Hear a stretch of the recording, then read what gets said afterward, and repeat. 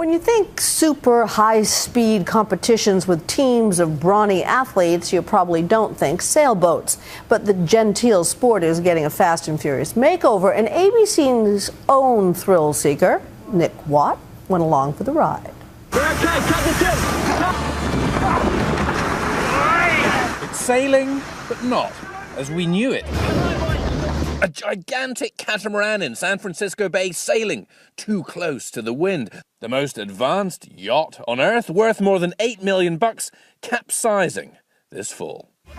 On these boats, that's not even a sail, it's a carbon fibre wing, and the sailors, well, they're gymmed out beefcakes, suited up like football players. The skippers are lured by the big money teams with seven-figure salaries, and they're flying across open water. It's athletes now. It's not guys putting on blazers and sitting on the side with a gin and tonic.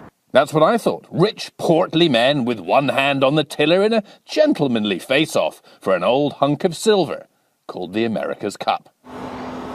Then I went out as a guest racer on San Francisco Bay with Jimmy Spittle, a no-nonsense Aussie and the youngest ever America's Cup winning skipper. He won it for the US in 2010. Are there sharks in here? Yeah, big ones. These catamarans can fly at nearly 50 miles per hour. It is terrifying.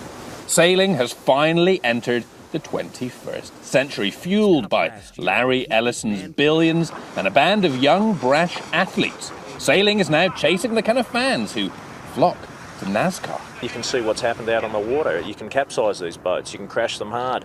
These boats reward pushing hard. You push too hard though, it can be catastrophic. Spithill also flipped during an America's Cup World Series race here in the Bay. You go from this incredible tight-knit team to every man for himself survival. All you care about is yourself. And you just fighting each other for the best handhold. His team, by the way, are in a hangar on the dock 7 a.m. every morning, working out. He's a big fellow there. He's played a bit of ice hockey. He's played some American football, semi-pro. It's non-stop running, grinding, pulling ropes. I thought sailing was kind of, rum and cokes at sunset. Yeah, nah.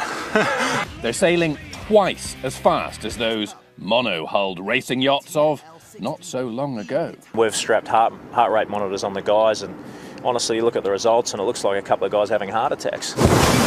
What sort of angle does it become dangerous that you're going to flip over? It depends, came the unreassuring answer, but at least I avoided the fate of another recent guest Olympian, Michael Johnson. There's real risk now, and I think people like that.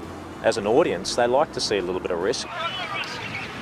If you're not getting close to capsizing, you're probably not pushing hard enough. Next year, Spithill will defend the America's Cup here in home waters. Are there old traditionalists wearing the blazers who look at you and think, ugh, disgusting? No question. No question. And look, like I said, I've got nothing against those guys, but respect. The fact is, though, this is the way forward. And it is rather exciting. Are you pushing it yet, or is this just cruising? I'm Nick Watt for Nightline on San Francisco Bay.